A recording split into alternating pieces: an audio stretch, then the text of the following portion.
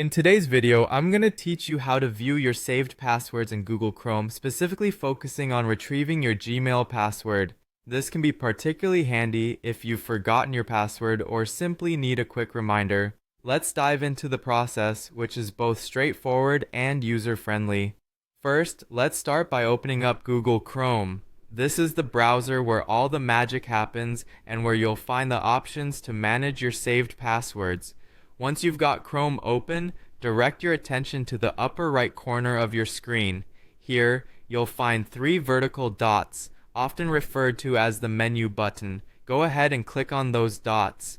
Doing so will reveal a drop-down menu full of settings and options, each designed to help you customize your browsing experience.